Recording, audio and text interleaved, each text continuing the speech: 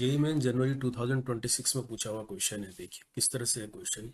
Function x दिया है integration की फॉर्म में, ठीक है। इक्वेशन दी है ये, और कंडीशन है एक्स ग्रेटर देन जीरो है यहाँ पर, और limit x tends to zero में फंक्शन एक्स की वैल्यू जीरो है and function one equal to 1/4 है, और एक मैट्रिक्स दी है ए, ठीक है। 3/3 मैट्रिक्स दी है। अब इसके अंदर देखो, इसके जो है अंदर आपको क्या मिल रहा है, फंक्शन डैश वन मिल रहा है और अल्फा स्क्वायर भी मिल रहा है।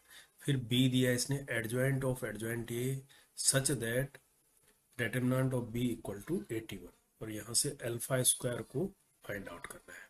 देखो क्या क्या चीज़ें दी है ना, काफ़ी लेंदी सा बना रखा है क्वेश्चन।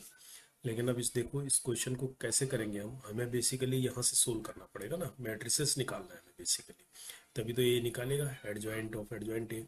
इस मैट्रिक्स को निकालने के लिए हमें क्या चाहिए, फंक्शन डैश वन चाहिए। अब यहाँ पर देखो, आपको फंक्शन एक्स कैसे दिया है, इंटीग्रेशन की फॉर्म में दिया है, और एक कंडीशन भी दिया है, फंक्शन वन 1/4 दिया है, फंक्शन एक्स जीरो दिया है। अब यहाँ फंक्शन वन को फंक्शन डैश वन तो नहीं बोल सकते, क्योंकि ये तो क्या है, एक स्पेसिफिक पॉइंट पर इस फंक्शन की वैल्यू है 1/4, है ना। ये कहीं यहाँ यूज होगी जब इंटीग्रेशन निकालोगे आप, है ना।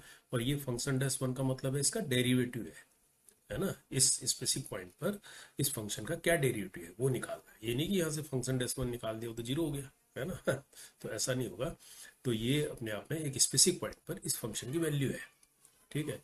अब यहाँ पर आपको देखो, थोड़ा सा आपको ट्रिक पता होनी चाहिए, है ना। इस तरह का क्वेश्चन किया होगा तो ये बहुत ही आसानी से हो जाएगा। अदरवाइज क्या कर सकते हो आप, ये फंक्शन एक्स है, इसका इंटीग्रेशन निकालो, ठीक है। इंटीग्रेशन में जो भी आएगा उसको क्या करना है, फिर फंक्शन डैश एक्स निकालेंगे, यानी उसको डिफ्रेंशिएट करेंगे, और वहां पर जो भी कांस्टेंट वैल्यू आएगी जब इसको इंटीग्रेशन करेंगे उसके लिए दिया होगा फंक्शन वन या function x equal to zero, वहां से उसको निकालेंगे, फिर उसको डिफ्रेंशिएट करेंगे, वो जो वैल्यू आएगी उसमें एक्स की जगह वन पुट करेंगे तो फंक्शन डैश वन निकल आएगा।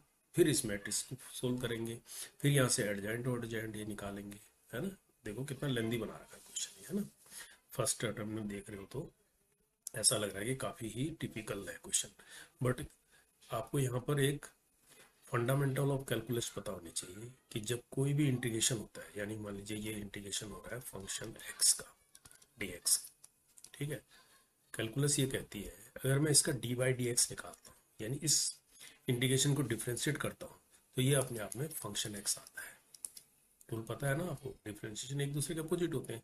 यानी अगर इस इंटीग्रेशन को मैं डिफ्रेंशिएट कर दूँ, है ना, इस पूरे को, तो मेरे को क्या मिल जाएगा, वापस यही फंक्शन एक्स मिल जाएगा। तो ये ट्रिक अगर हमको दिमाग में आ गई तो आप इस क्वेश्चन को आसानी से कर सकते हो। हमारे पास क्या है, देखो हमारे पास ये है इंटीग्रेशन के अंदर 7x⁻10 प्लस 9x⁻8 अपॉन में है 1 plus x square plus 2x⁻9, और यहाँ से होल स्क्वायर है। ये dx है हमारे पास, ये तो इंटीग्रेशन के अंदर है ना, ये इंटीग्रेशन है। अगर मैं इसका dy/dx करता हूँ, अगर मैं इसका dy/dx करता हूँ, है ना, dy/dx करता हूँ, तो ये जो रूल है ये क्या बता रहा है, ये किसके बराबर होना चाहिए, इस फंक्शन एक्स, ये तो है यहाँ पर एक तरीके से, यानी ये हो जाएगा इसके बराबर 7x10 plus 9x⁸ upon 1 plus x square plus 2x⁹ का होल स्क्वायर है। ये इसके बराबर आ रहा है dy/dx करने पर। आ रहा नहीं आ रहा है, कैलकुलस तो यही कहती है ना। कैलकुलस थ्योरम ये कहती है कि इसको डिफ्रेंशिएट करेंगे तो ये इटसेल्फ फंक्शन आ जाएगा। अब यहाँ पर ये जो पूरी चीज है, ये अपने आप में क्या दिया है, इसको हम ऐसे लिख सकते हैं dy/dx ऑफ किसका हो रहा है, ये इस पूरे को अंदर वाले को क्या बोल रहा है, ये फंक्शन एक्स बोल रहा है, यानी ये फंक्शन एक्स का dy/dx किया हमने कायदे से।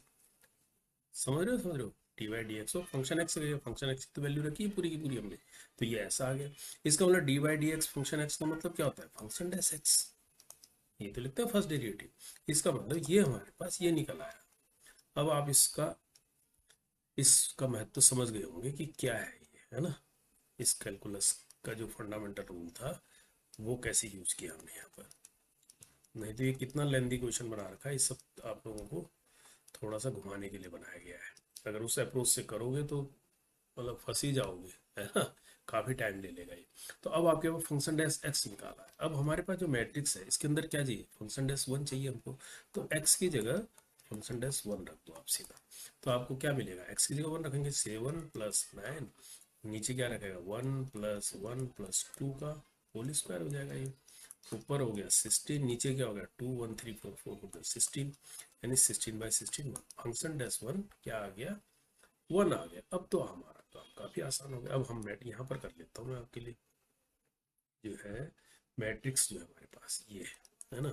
अभी हमारे पास मैट्रिक्स कैसी बन जाएगी, ये 0 0 1 और ये 1/4 और फंक्शन डैश 1 की वैल्यू कितनी निकल आई हमारे पास 1, ये 1, ये स्क्वायर, ये 4 और ये 1, ऐसी मैट्रिक्स है ये, ठीक है। अब क्या बोल रहा है ये बी जो दिया है इसने, इसको मैं ऐसे कर देता हूँ, ठीक है। बी जो है दिया है हमारे पास एडजॉइंट ऑफ एडजॉइंट ए, इसके बराबर है बी, और फिर आगे चल के इसने ये भी दिया है ना, डेटरमिनेंट बी क्या है 81 के बराबर। तो अब इसको डेटरमिनेंट अगर कर दें ये, तो ये क्या हो जाएगा एडजॉइंट, ऐसा हो जाएगा एडजॉइंट ऑफ ए का डेटरमिनेंट ये हो जाएगा। अब एडजॉइंट ऑफ एडजॉइंट का डेटरमिनेंट करते हैं तो वो किसके बराबर आता है, वो आता है डेटरमिनेंट ए की पावर n-1 का होल स्क्वायर, ये आपको पता होना चाहिए, ठीक है। ये इसके बराबर, जहां पर n क्या होता है ऑर्डर ऑफ मैट्रिक्स, इस मैट्रिक्स का ऑर्डर, ये कितना है 3/3 मैट्रिक्स है, तो यहाँ पर n कितना है हमारे पास 3 है हमारे केस में। तो हमारे से ये क्या निकल रहा है, a की जगह यानी n की जगह 3 रख देंगे, 3 - 1 2, 2 का स्क्वायर 4, यानी हमारे पास ये आ जाएगा 4। और ये बोल रहा है b कितना है 81 है, ये हो गया 81, ये हो गया a की पावर 4। अब यहाँ से अगर हम खाली a निकालना चाहें, है ना, इसका डेटरमिनेंट निकालना चाहें a, तो ये कितना निकलेगा 81 का 1/4, है ना, ये कितना होगा 3 होगा, कायदे से ±3 होगा, क्योंकि प्लस रखोगे तब भी हो जाएगा माइनस वही, है ना। तो ये हो जाएगा 1/4 इसका ±3, तो हमारे पास डेटरमिनेंट ए निकल गया इतना। अब हमको देखो क्या पूछा गया, अब डेटरमिनेंट ए हमारे हिसाब से तो ये निकला है, अब हमारे पास ये मैट्रिक्स है ना, इसका डेटरमिनेंट क्या निकलेगा हमारे हिसाब से, इसका डेटरमिनेंट निकाल सकते हैं ना, हमारा मैट्रिक्स है ये, तो हमने इससे निकाला जो इसने ये दिया था। अब इससे अगर डेटरमिनेंट निकालेंगे तो ए क्या निकलेगा, 0 0 वाला तो कैंसिल हो जाएगा, है ना, तो हमारे पास ये वाला बचेगा लास्ट कॉलम, तो इसको 1 को बाहर लेंगे तो हमारे पास क्या बचेगा, ये कॉलम और ये रो खत्म हो जाएगी, और इसको मल्टीप्लाई करेंगे 1/4 × 4 माइनस अल्फा स्क्वायर × 1, यानी अल्फा स्क्वायर आ रहा होगा तो डेटरमिनेंट, है ना, ये ऐसा हो गया। तो ये किसके बराबर है हमारे हिसाब से ±3 है, ये ±3 यहाँ से, ठीक है। वहां से हमने ये निकाला, अब हमें निकालना क्या है अल्फा स्क्वायर निकालना है, तो देखो आंसर निकलने वाला है 4 से 4 कटा 1 minus alpha square equal to +-3। अब यहाँ से 1 - अल्फा स्क्वायर अगर प्लस लेते हैं 3 लेते हैं तो ये क्या आ जाएगा नेगेटिव आ जाएगा, क्योंकि 1 - 3 इधर लाएंगे तो -2 हो जाएगा, तो वो तो पॉसिबल है नहीं, है ना।